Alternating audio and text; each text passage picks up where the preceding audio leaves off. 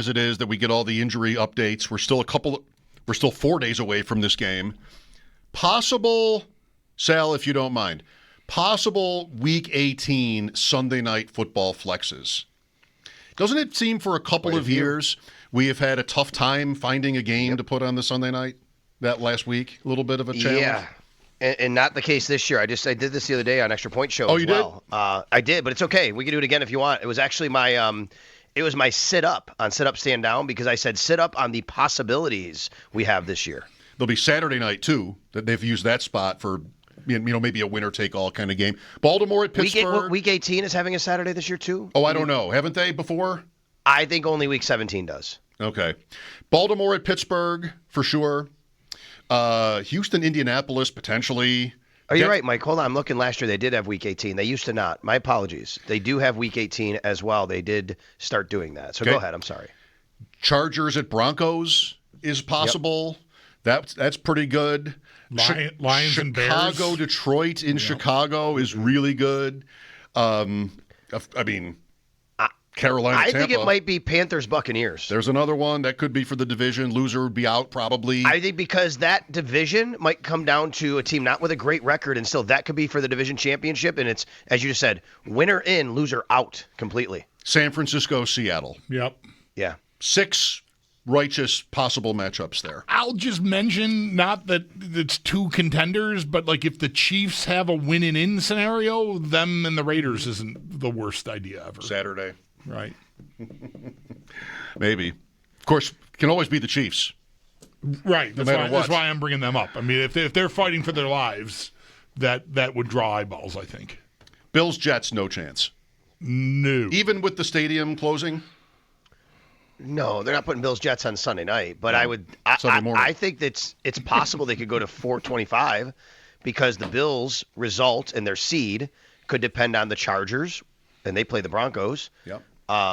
Could depend on what other team we looking at here? Ravens and Steelers, maybe. I guess you like that. Probably that's the only one. So maybe not as much as I thought originally, but Chiefs, I guess, could be in that mix, but especially Chargers.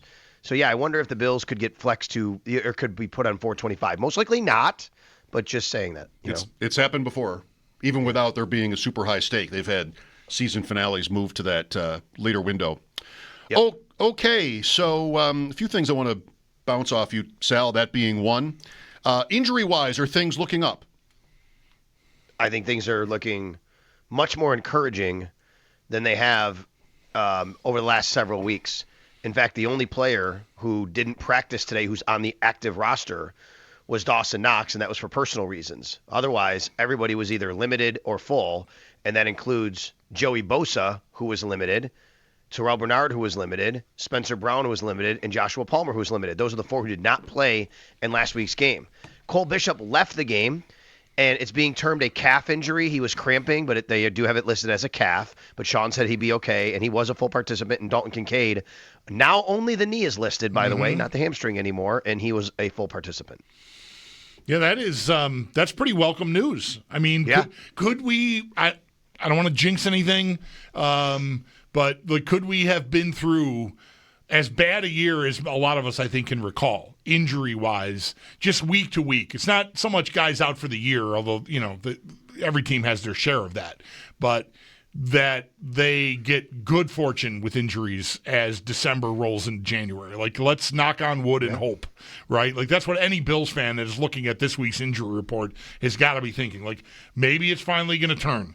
Right, we're going to get some good fortune on our side here because it's been such an uphill climb. It feels like almost every week. Agreed. I do think that this is as good of a spot as they've been in. And I say that, but I still think about the fact that they have several guys on injured reserve who don't appear on this list, right? You know what I mean? Right, of course. They're still Michael Hoyt still is not walking through that door, right? That's exactly right. Ed Oliver, he is probably for the playoffs. I think that's probably going to happen. But he's on injured reserve. Bit of an update on, I'm sorry, Mecole Hardman today too. Sean did say he was improving, and they'll see where that goes. He's on injured reserve. He only has 1 game left to miss, guys. And then if they want to, activate him, they can after that. But yeah, I mean, and we know that Tyler Bass is not coming back this year. So even though you do have Ed Oliver and Michael Hoyt still on there, and McCole Hardman. I think overall, active roster, this is as good of a spot as we've seen them in a while. Now, look, it's Wednesday. Today was a walkthrough, and I do want to remind everybody that means it's an estimate of what it would be had it had been a full practice. So tomorrow will be a full practice. Wouldn't expect too much to change, but last week we went out there and AJ Epinesa was out. Right. He had the foot injury, right? I mean, you never know. Yep. It is early in the week, but I think the more encouraging thing for me is it's early in the week and already being listed as limited instead of not participating for Joey Bosa and the other guys is good. Taylor Rapp would be another one from that IR list, right? He's probably not coming right. back. That's right. Someone pointed out to me the difference between the Bills Hamlin too. last time they played the Patriots and this time, right? And Taylor Rapp was starting at safety, and I think Dorian Williams missed that game. Someone said, I think that's correct. Matt Milano had just come back. Ed Oliver was out that game as well. He's out this game, but the receiving core is a bit different. So, yeah, both these teams are different. Milton Williams is out for them. Will Campbell's out for them. It's just kind of interesting how these teams really do shape and change throughout the year due to injuries and other circumstances. What do you suppose would happen with the receiving core if Palmer is okay to go? Let's not worry about McCole Hardman. We got another week before he's eligible to return. But with Cooks here now, Coleman got benched for 2 games and has been back. I thought it was notable that he wasn't tired. He only had the 2 catches on Sunday, but one of them was a 3rd and 3 down at the goal line. Kind of gets lost in the shuffle because I think Cook fumbled the ball away on the next play.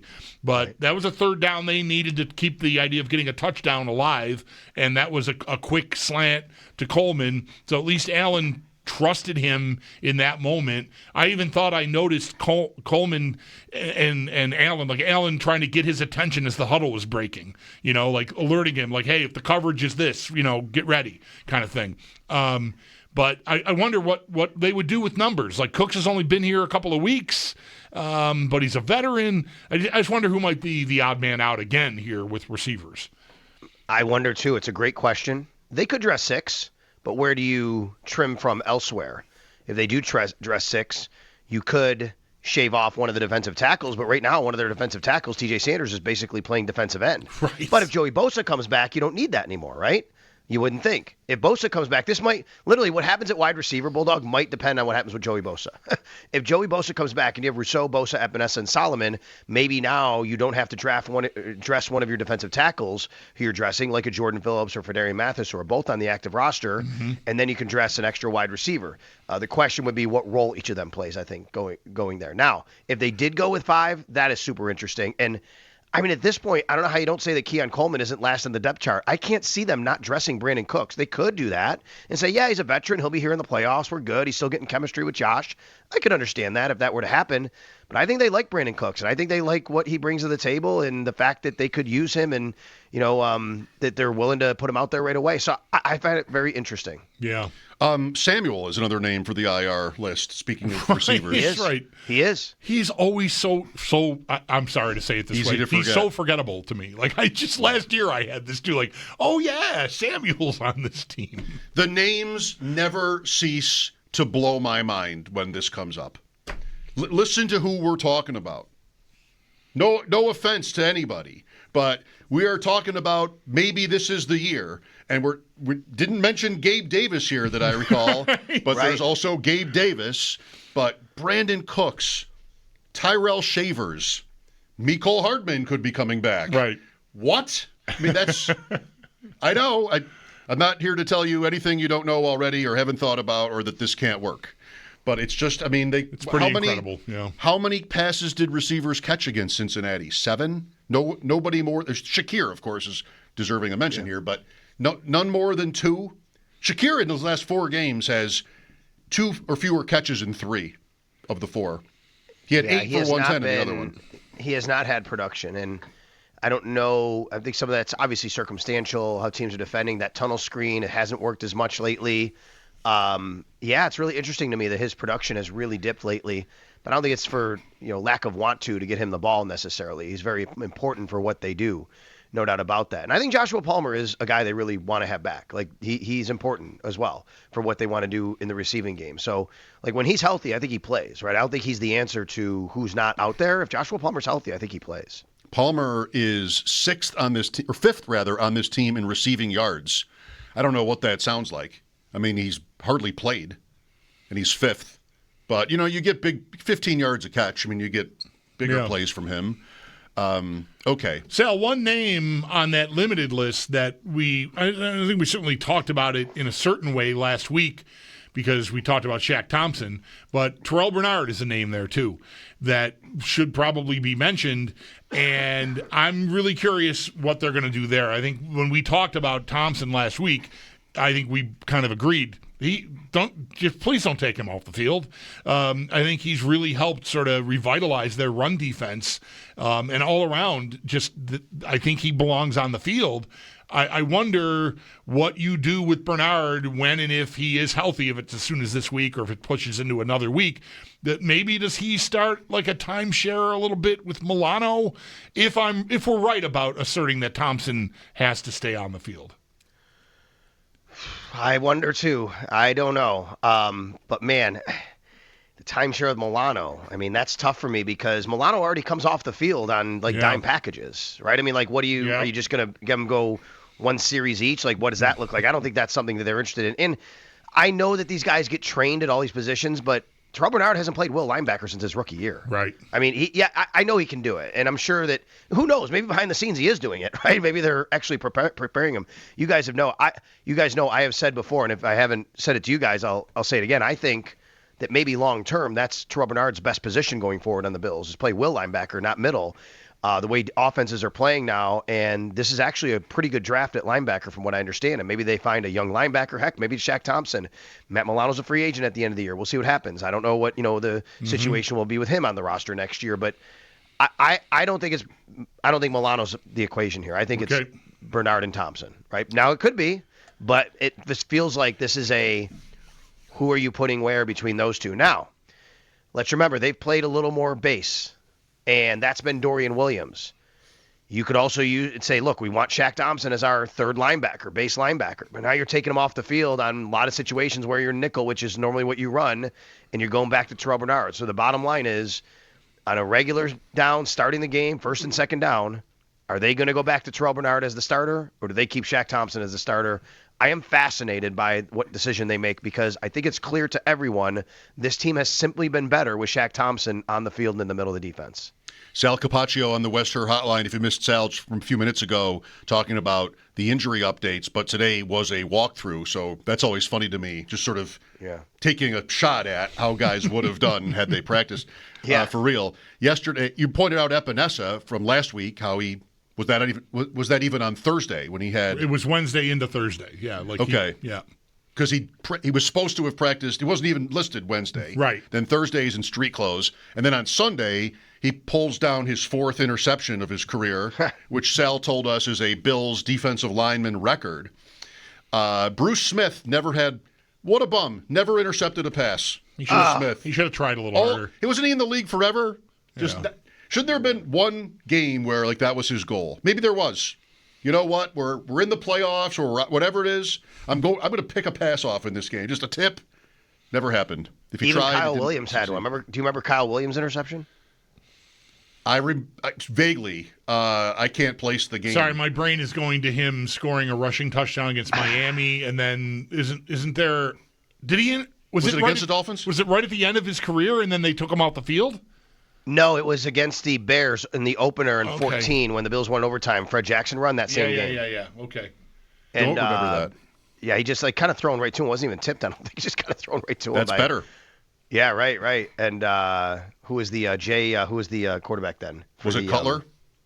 Yeah, Cutler. He threw it right to him. So, you're talking about the injury report and all that, and the estimation and what happened yesterday. What happened last week. So. One of the things that happened last week was when A.J. Epinesa, shows up in the injury report, I think there's this rush to something happened at practice again. Just to clear it up, nothing happened at practice last week. A.J. Epinesa got hurt away from the facility. It wasn't even hurt. It was just something that was bothering him that happened, so that's why he was listed on the report and he didn't practice. They just wanted to be precautionary. Sal, what do you think of the Phillip Rivers news? I am stunned in one sense that he would do this, because his Hall of Fame clock resets and he has to wait another 5 years just to be eligible again. And I think that's wacky You're on the door of going into the Hall of Fame. You're 44. Right. You have grandkids.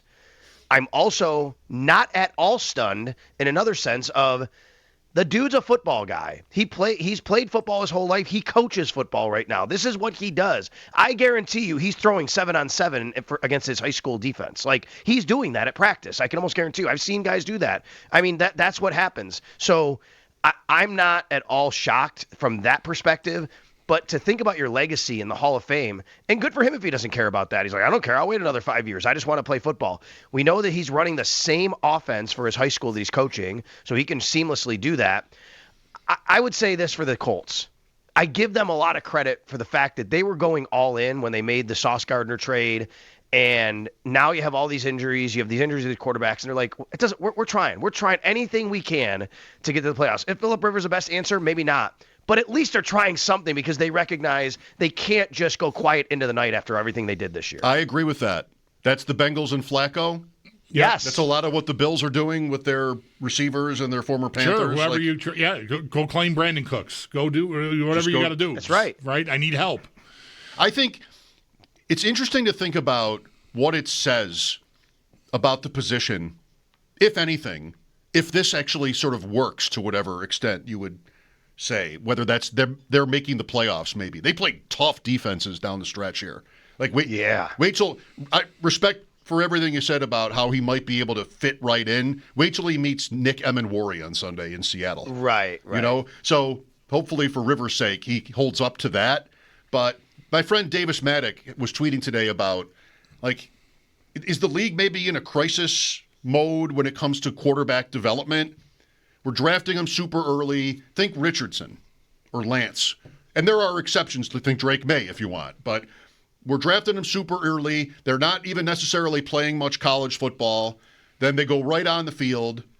And practice time is reduced. I mean, we all know that. What's happened to football in that respect. Offensive line don't practice as much because they don't hit.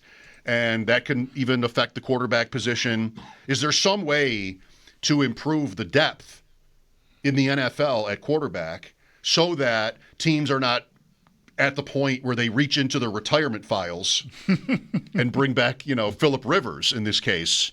I don't know. Like the Bills, really, this is not a topic around here. I don't even know. That is right, Sal?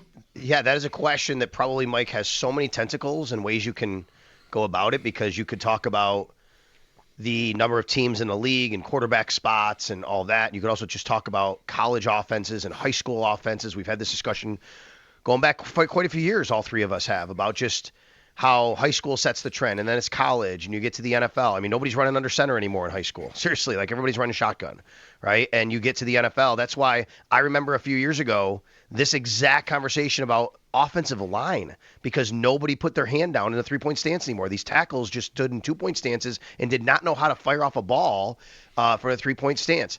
And there's a saying that I know that I think Greg Olson said it. I've said it here, but it's not like new or anything, but it's true, that organizations fail young quarterbacks now more than young quarterbacks fail organizations. And the development point is right.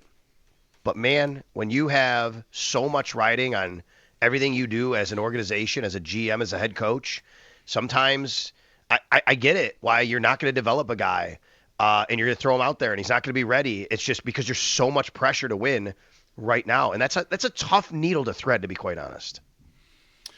Yeah, lots of tentacles, as you put it. I like that word, to this, for sure. The contract, like the way quarterbacks get brought into the league now, and the so-called rookie window, right? The rookie contract, the pressure, the clock starts ticking right away on teams.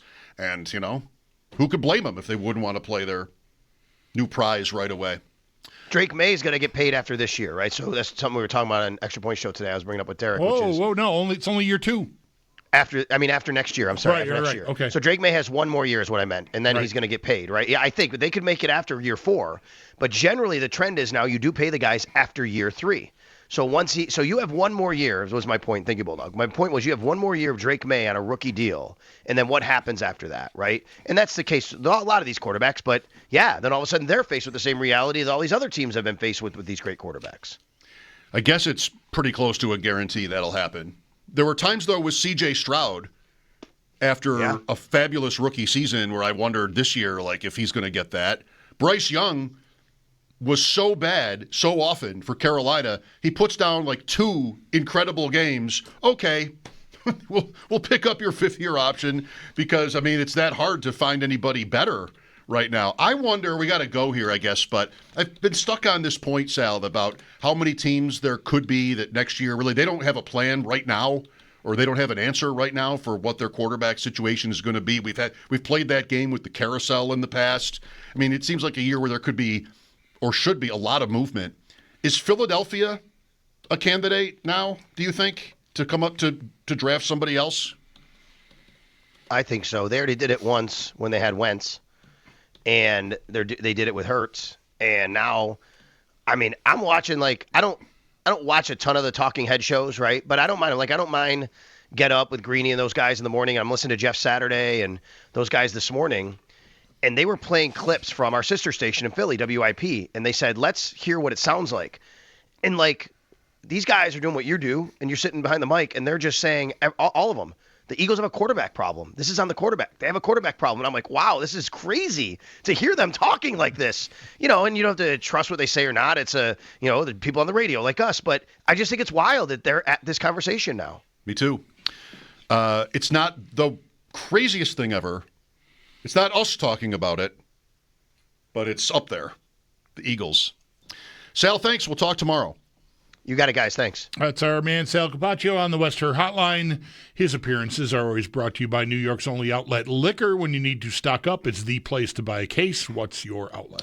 We'll look for your calls next. Maybe you've got a thought on that quarterback point.